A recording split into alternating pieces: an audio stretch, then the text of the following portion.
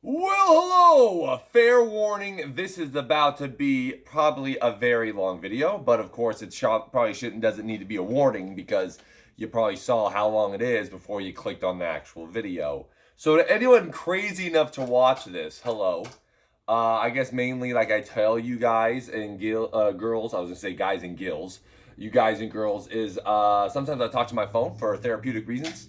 And I feel as though this is one that I actually am just going to put on YouTube, whether someone watches it or not, just to know that possibly someone does, and they just see how I'm going right now in terms of everything in my life. So, today is Monday. I just got my power back. Literally, my power was out for fucking a day and a half. Just got it back. And I want to say it's the 26th or 27th. Forgive me, I don't exactly remember the date, but today is Monday. It's the morning, just woke up, and I was gonna wait until the first to make this video or to make it go live, but I think I'll just make it go live tomorrow. That is officially my 2 year anniversary. 2 year anniversary, and 1 year anniversary, and somewhat 2 years anniversary in another. With Dokkaebi. Totally kidding. Me and Dokkaebi have had a very long relationship before that. But it's my 2 year anniversary back at Honda. It is going to be my 1 year anniversary being a sales manager. So it's almost crazy to think about that in the 2 years I've been back, I got promoted to internet and I got promoted to sales manager. And I can honestly say right now, in my adult life, this is the happiest I have ever been. And I just want to go over things that have led me to this point, that whether it's something that you're curious about, or two, maybe it's going to help you, because there are some lows that I was able to luckily overcome with great people in my life to help me overcome those moments. And I just want to go over that stuff with you because if I'm not mistaken, most of the age group that probably watches Twitch is going to be your early to late teens. So a lot of you maybe, again, about to go out of high school, about to graduate, about to go into the real world, about to go to college. College, I can't give you any advice on. I didn't go to college myself. But as far as like the real world stuff, so essentially what this video is going to be is it's going to really go on my 18 plus. Sounds like I'm about to go porn stuff. But that's on my OnlyFans later this year. Look forward to that. So that's what I'm going to start off as. So, again, if you're here for the ride, you're fucking crazy. I can't say I don't recommend watching this, but at the same time, this is going to be very long, probably. I would almost think over a half hour. Fuck, I might even flirt with an hour. Who fucking knows? But, so let's start with Barrow at 18, out of high school, all right? So, to begin you with, out of high school, I started in 2008 out of high school, right? 2008, for a lot of you, you may not know everything that was going on. Even I, being 18, didn't really know anything at all about it. But that's when the housing market crashed. And the housing market crashed, which means the economy essentially crashed. And you could be relaying that to the pandemic that we just had.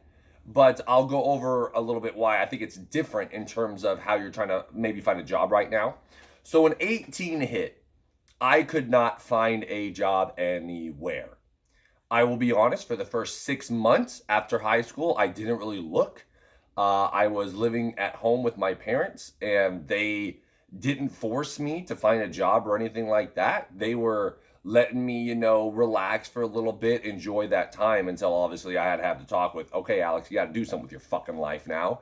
But so at 18, the first 6 months, I didn't look for a job, and the main reason onto why, the main reason was probably like I was playing video games. I didn't give a shit.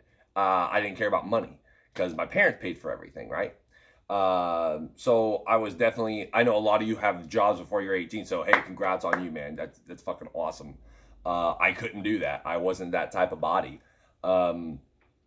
And I was going through a big I have gone through two big depressions in my life. And the 118, I still to this day, I think I've talked to the chat about it, but even now, even though I'm trying to do my best to give you advice and everything like that, it's still something that's within me right now that I still can't talk about why I was going through that depression. The only people that know are my dad and my mother, what was going on. And again, maybe one day, it's honestly, if I told you what it was, it's not a big deal at all. But it's just one of those psychological things that's in my mind, and I still to this day can't tell anybody about it except my dad and my mom. Well, I told my dad, and my dad told my mom. But I was going through a big state of depression when I was 18 years old. Well, I can't say big. In my eyes, in my personal experience, it was a big state of depression because I know a lot of people have had a lot worse than what I had in terms of what they go through. And it was difficult to get out of, but I will tell you what, I sat with it for 6 months probably. That's why I probably never looked for the job also. And then finally one day, I remember it to this day, I was sitting in the main living room with my dad, and I just told him, I'm like, Dad, this is why I'm going through this right now. And he goes, son, you can't control that. There's nothing. He goes, I'm super happy you've told me. Now I'm going to do everything I can in my power to help you get over it. But it's something you can't control. So just because you can't, and that's why now that conversation is probably the most important conversation I've ever had in my entire life. Because one, my father helped me realize that even though it was just the beginning steps of getting over it, it was the beginning steps of getting over it. He made me realize the things you can't control, it's easier said than done. But my dad is a perfect example of it. That the stuff you can't control, you shouldn't be embarrassed about. You shouldn't feel bad about. You should not give a shit if someone thinks of makes fun of you. Like, for example, like someone came into chat the other day and made fun of my long neck, right? And this is obviously not about my long neck whatsoever, the depression part. But someone came up and made fun of my long neck. And when I was in high school and when I was in middle school, I was very self-conscious about my long neck because people would call me giraffe and everything like that. And that's what the Twitch viewer came in and said, giraffe. And if I was before 18, that would have really hurt. Now, that conversation sticks within my mind. I can't control the fact that my neck is long. I can't have a surgery to go ahead and make it shorter. That won't work. And so in those moments, I've always told people, I don't think I told that Twitch viewer then, but that you're making fun of something I can't control. You know what you can control? Your kindness. And right now you're being rude for no particular reason. So actually, I should be making fun of you for, even though I won't do that. I won't make fun of people in terms of that type of way, unless I know you personally. I'm just trying to make fun. And ha ha type, not like trying to hurt your feelings or anything like that. But that was someone trying to hurt my feelings. And it's something that I can't control. I can't control that my neck is long. So, okay. Cool, man. And the problem that I had was not my long neck or anything like that, but it was, again, just something that I'd rather not talk about, and I hope you understand that. And my dad helped me get through it. He helped me get through it, and if I would have told him that years ago, if I would have just had that conversation years ago, my life would have began sooner. In terms of my outside life, because the problem that we'll move forward. But anyways, my dad helped me through that, okay? So that was even though it still was months after until finally I just said, okay, I'm ready now. It's gone, it's behind me. You really do become stronger in those moments. And I would like to think myself as a very mature person. I'm 30 years old, so I better be mature.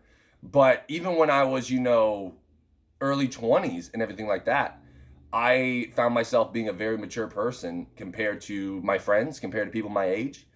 And to go with, in terms like I was saying, for the pandemic now, for you people that might be turning 17, 18, 19 years old or whatnot, looking for your first job, it's a difference because right now people are begging you to come get hired. At least in my city, there are wanted signs everywhere because no one wants to work. And the reason why is, well, I can't say the reason why, but I think it's obviously because of this unemployment thing going on right now. People are still just collecting on unemployment, so they get paid more on unemployment, some of these jobs, so that's what they're doing. So South is a very good example. South is a Twitch viewer, and I believe he just turned 17 years old, looking for a summer job. And dude, he went right into, I want to say it was Rayleigh's, and got a bag clerk or something, or a bag boy job like that. And guess what's going to happen now that he has that job? In 4, 5, 6 months, when this unemployment stuff goes away and people have to start going back to finding jobs, he's already above those people that came in after. Because in my management eyes, because I just hired someone Friday to become a detailer, in my management eyes, I'm going to go, this person came to work when everyone was still at home collecting unemployment. Now, even if someone comes back and has more experience, in my eyes, South is going to be better because he was working when no one else was working. Now, obviously, if you're at home for health reasons, the risk of COVID-19 and everything like that, that's a completely different issue. But that's the difference right now in terms of my eyes. Me being 18, I couldn't find a job. No one was hiring. Right now, if you're 18, everyone is literally hiring, it feels like. So go find yourself a job, my mans, my dudes, my grills, everybody. Go find yourself a job. You'll find yourself also becoming, even though can be stressful. A job sucks to go to work sometimes, but you'll find yourself liking the fact that you have to get up and, because right now school, you're getting up, you're going to school. You hate it. I know you fucking hate it. Most of you hate it. I hated it. But guess what? When school's over and then you have nothing to do, no reason to wake up in the morning, no reason to get dressed in the morning, you're like, after a couple months, it fucking sucks, bro. It sucks. It does. So that was me at 18, and then I went ahead and I started putting out job applications. I put in a job application to this place called Game Crazy, and it was like the small competitor of GameStop, very small competitor of GameStop. Not that big of a chain, but it had a few stores, especially here in California. They only had one positioning. I was told by Garland, who was my manager. Sometimes you'll see him come to chat. And he then interviewed me. We had a great interview. That was my first job interview ever. He said he had 9 people, give or take, for this job because so many people had applied because no one could find a job right now. I got called back for a second interview. It was between me and another person, according to Garland, but I think he was lying. I think he just liked me so much that it was just me. I could be wrong. I don't know because he hired me right then and there at the interview. So I don't think there was a second. I think he lied to me. But anyway, so I got the job. My first job interview, boom, job done. So I worked at Game Crazy for about a year, and it was just the same as GameStop. Plenty of you have been to GameStop, I'm assuming. Trading your games. Go ahead and buy games, buy controllers, buy all this stuff. Sign up for the rewards package, the pre-order, stuff like that. And at Game Crazy, I enjoyed it at first, and then the realization of at Game Crazy, right now what's good, if I'm not mistaken, most jobs are about surveys more than anything else. So even if you work at like a PetSmart or something, you're trying to get a survey on your receipt. When I was 19, 20 years old working at Game Crazy, it was about your numbers.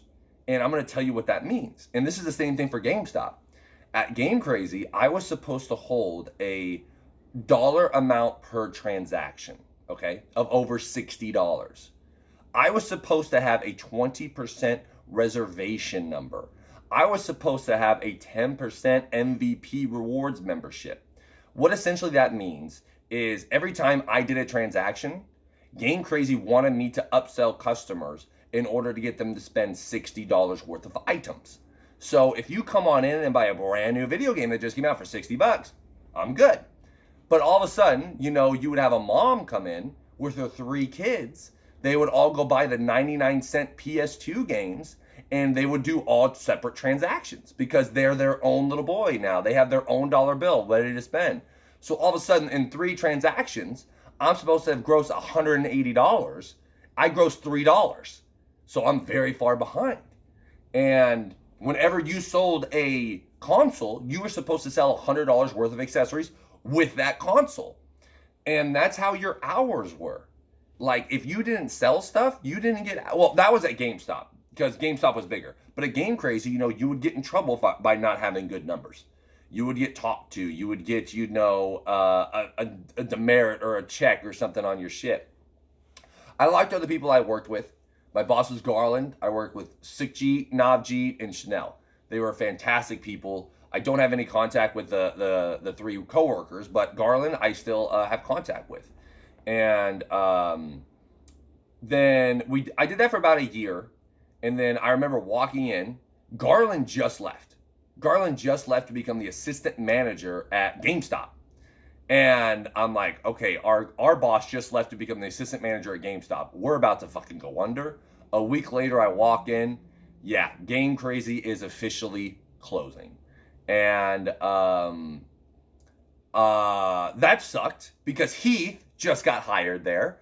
I actually got Heath a job at Game Crazy. Me and Heath worked together for about 3 months. That was a lot of fucking fun. And so Game Crazy just went under. So Game Crazy went out of business. And in that time, Garland was working at GameStop as the assistant store manager. And then what occurred was Garland was getting transferred. He was moving to Chico, if I'm not mistaken. He was getting transferred to Chico, which is about an hour away from here. So obviously you don't want to commute for an hour. He was getting transferred to that store. And then all of a sudden, because he was leaving, Dave, the boss at GameStop, was promoting Raymond to assistant store manager, but he was looking for what's called an LGA, the lead game advisor. So essentially that would be, it sounds weird, okay? You have GAs, LGA, SGA, assistant store manager, and store manager, right? So I go ahead and I interview with Dave because Garland put in a good word for me, and thank you so much for that, Garland.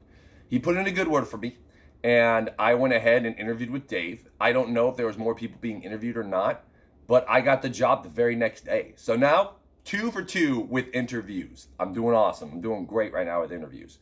And I didn't know. I thought I was just becoming a GA, but he offered me LGA, which is the lead game advisor. So there was about 10 employees, give or take, 10 employees. So more often than not, you always had Dave or Raymond there, and they're always on, they're the ones in charge. Very so often, both of them would have the day off, maybe once a week. So that would either put Mitchell or Juan, the 2 SGAs, in charge. Very, very rarely, I think it only happened once or twice in my whole time as LGA, it was me in charge. And here I am, coming in day 1, and I'm getting keys to some of the drawers that the GAs don't have, and they've been working here a couple of years, some a couple months, some a couple of years, and I'm thinking to myself, how the fuck am I above these people? That doesn't make sense. But at the end of the day, that's what it is. So that was my first, not real taste of management because of the fact that I hardly ever had to do anything management-wise. Then Juan ended up leaving, and I got promoted to SGA. So now me and Mitchell are SGAs, and Mitchell became a very good friend of mine, and we had a blast. We were the 2 best sellers. Our numbers were always hitting. Now GameStop is, now it's okay. Amount per transaction, percentage of reserves, percentage of pro memberships, right? So that's back now. But the way that I think I got promoted at SGA when Juan left is because my reservations, my pros were very good. And then I got promoted up. Now I'm an SGA. Me and Mitchell were the 2 best sellers. We were the 2 best sellers. He was my only competition. He was my only competition. We were the 2 best sellers. It's just the way. We both had the gift of gab, essentially. And then I forget exactly, but we did that for, I think, 6 to 8 months, maybe even a year. So now maybe I'm in here a year. Mitchell goes ahead and he starts another job, okay? I know about it. I know he starts another job. Dave starts to wonder what the hell's going on. Why is he calling the shifts and everything like that? But Mitchell has a great opportunity. I forget exactly what it was. Dave finds out about it, and I remember the day that Mitchell came in, and I don't believe he got fired. I think it was just a mutual thing saying, yo, this is a job, I got to get up. And then he was about to walk in the back. He pointed at me, and he said something like, I don't remember the exact words. It's like, yo, bro, the tuck in your collar or something like that, because I was wearing a collared t-shirt that day. Or no, I think my tag was out of my shirt because I was wearing like these are my GameStop shirts, believe it or not. Sig Parvis Magna, the Mass Effect, those are my GameStop shirts. I would wear those to GameStop. And I think it was something like that. So he told me to put it back. So I'm like, oh shit. So Mitchell left, which really did suck because he was my best bud at GameStop. And so now I'm the SGA, and I'm the only SGA. I don't think we have an LGA. So now it's just Dave, Raymond, me, and then all the GAs, right? So now I get a bigger taste of management. And I'm still doing my numbers, getting all this stuff done. And then we have a store, not, let's say, 4 miles away from us, that's inside of a mall. Okay? That assistant store manager just left. Okay? I don't know exactly what occurred, but Raymond, our assistant store manager, went to there. And I think the reason why was because the store manager over there, Lee, wasn't planning on staying there very long. So they wanted Raymond to go over there to possibly overtake the mall store. That's what I'm assuming. So Raymond went over there to the mall store a few months later of Mitchell leaving. So now I'm in this like a year and 4 months, okay? Year and 4 months, and now all of a sudden, Dave comes to me and goes, Alex, you want the assistant store manager? I'm like, okay, let's go. I'll be the assistant store manager. Came with no pay raise, by the way. I was still making the same amount as every GA in there, so fuck GameStop. So I became a assistant store manager, and Raymond's now the assistant store manager over there. So Dave, fucking awesome boss, man. Love the guy. He's fucking fantastic. Dave became my best bud now at work. My boss became my best bud at work. And now I had, he just hired some other guy to become an SGA. And we had a lot of GAs still underneath us. So during the winter, I mean, we had like 15, 20 employees. I did the schedule. He trusted me with the schedule. I had to go ahead and make sure people were on time, people were on shift. I had to make sure the walls and everything were good. It came with a lot of responsibility. And then as the assistant store manager, I could see myself being this because I was making, I don't want to say the money I was making $1,800 a month, $2,000 a month, right? And I was 21, 22 at the time. And I'm thinking, yo, I'm making bang, baby. 1,800, 2,200, some months. I'm like, woo, let's go. I'm thinking this is fucking hot shit. And I'm like, yo, I can make a career out of this.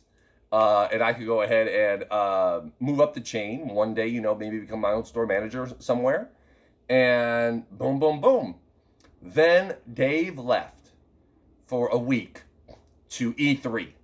He got to go to E3. Every store manager at GameStop gets to go to E3 every year. GameStop pays for them to go. So Dave left. And in my mind, I go, this is my moment. This is the moment we put this store on the map. Even though it already was. We were a $2 million store. But I made a horrible decision, and you can learn from this. I thought I was irreplaceable. I have never been I did have a big head then, but I would not make that known to anybody. Like, I thought that to myself, but I would never be like above a GA or an LGA and say, yo, I'm better than you. I knew that you knew I was better than you. I would let your mind tell you that. I would never, you know, come off personality-wise, body language-wise and say that, right?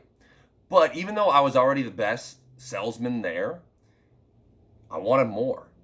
Just like, and the truth of this is honestly the truth of everything. I went ahead and I was able to mimic's the wrong word. I was able to fudge the numbers a little bit to make our reservations, not reservations, our pro memberships higher. I was able to make our pro reservations higher because, you know, this is what GameStop's logic was. Luckily, it's not this way anymore. And right now, I don't think any places really do this because it's all about surveys. But let's say you are a customer and you come into GameStop, right? You buy a used video game. And I say, hey, do you want our pro membership? And you go, no worries, I'm already a pro member. Cool, right? You're already a pro member. Awesome. I scan your pro membership, you get your 10% off, you walk home. Guess what GameStop says you just did? GameStop says you just failed to sell a pro membership. Motherfucker, are you kidding me? The guy has a pro membership. How in the fuck do I fail to sell him one? He already has one. What am I supposed to do? He paid $15 for it 3 months ago to last a year, and now I'm supposed to make him pay another $15 now? Fuck you. Are you kidding me? That's GameStop logic, okay? They're not that way anymore. But yeah, so for example, you were supposed to have a 15% pro membership, okay? 15%. Let's say you did 20 transactions in a day, and 18 of the 20 people had the pro membership already. Mostly everyone already had it. 18 of the 20 already had it. So you sold one of the two who didn't. One of the two who didn't. To you, you're 50%. I sold it to one of the two. You know what GameStop says you're at? GameStop says you're at 5% because you sold it to one of 20. Ridiculous. So I had I did have a couple talks with some GAs and my LGA at the time, and they were really stressed out the fact that, you know, I was cutting their hours to give it to other people because of their pro membership ratings and stuff. And at that time, I think I definitely was a bit biased towards these people because I have worked with them longer. And, you know, when you work with people, there's people that you like a little bit more than somebody else. And again, I'm very inexperienced right now in terms of I was 22 years old, very inexperienced in my management skills. So I wanted to work with people, and I got to do the schedule. So I made sure I worked with people I like to work with. And so I would not make them lose hours. So during that week of E3, I already figured out a way to essentially make it to where the pro memberships don't hurt when you sell it to someone who has a fucking pro membership. And I thought that's the way it should have been. Still no excuse whatsoever. What I did was 1000% wrong. So I did that, right? We had the biggest pro membership week of any store in our district, okay? I won a dinner or a lunch with the district manager. The district manager came up, took me over to Applebee's, and we had a lunch. I was on the photo. I was on GameStop TV for our thing showing Alex is the #1 associate of the month, stuff like that, okay? And, dude, you do it once, you think you can do it again. And I did. You do it twice, you know they can't catch you a third time. They didn't. You do it 3 times, there's no way they're going to catch you a 4th time. They didn't. I did that for 6 weeks straight, probably, I think. But I'll tell you what, I was stressing out. Because I'm like, they're going to find me. They're going to find fucking out. And every day I was waiting for that moment. Someone would walk into the store, have a big suit, and I'm gone. Something like that, right? And for 6 weeks I did this. And then I stopped for a while because it was the holidays. No, it was not the holidays. No, I got fired before the holidays. Never mind, I just stopped for a while, I guess. And then our numbers dipped. And I remember the sales report saying YC GameStop, your numbers are this, what's going on. So I brought it back, did it again. And I remember the day it was me and Dave, right? All of a sudden, Robert, our district manager, walks in. He walks in with somebody that you can just tell he's here to fire you. You could just tell he's here to fire you. Nice guy, though. Super fucking nice guy. Wearing a suit, wearing a tie. They walk in the back and said, Dave, can we talk to you real quick? I go, they got me. They got me, man. A kid just came out and wanted me to put Star Wars Force Unleashed in the Xbox, so I did that, and I know I'm about to get fired. Dave walks out and goes, Alex, they need to talk to you. They just told Dave they were firing me. And I said, all right, Dave, no problem, man. And I walk by him, and I sit down with these guys. And again, the guy with the suit, super nice fucking guy, honestly. He's from HR. I've never met him before. And he just goes, okay, Alex, so there's two different types of people, okay? There are good people who do things for the wrong reason. And there are bad, or not bad, I don't know if he said bad or not, but let's just say he did. Or there's bad people that just want to do the wrong thing. What are you? And he just shut up. And guess what? That was the first time I was ever closed. Because now, that's what I did at Honda. The less you talk, the better chance you have at selling a car, right? Because you let the customer do the talking. You shut up. Because if you keep talking, they keep thinking there's more and more and more and more and more. Guess what? He made my mind close me. And that's what I do. That's what I would do to customers when I would sell cars. And I said right then and there, I forget exactly how it went, but I said, I'm a good person that did things for the wrong reason. This is what I did. And he goes, I know this is what you did. I have the records right here. I've seen this. I know what's going on. And I admitted to every fault. I told honestly everything that I've done. And he sat there and goes, I'm very happy that you have decided to, come clean and tell me about this and tell us about this, right? Because it could have been, I was just forging, forging is a strong word. I guess it is forging though, not forging. I was making the numbers look wrong, which to the GameStop Corporation is, I guess, misshowing numbers in terms of percentage-wise and everything like that. So that guy came in and he was, again, super, super honest or super nice. I was honest about it. He goes ahead and says, okay, this is what I need you to do. I need you to sign this piece of paper. I need you to say this is everything you've done. Because essentially that was my termination. As soon as I signed that, I was terminated. I knew I was. But he said, okay, so now we're going to give this to HR. They're going to decide on your future. And we will let you know.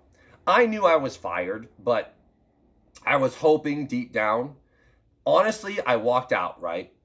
I walked out. I went home for some reason.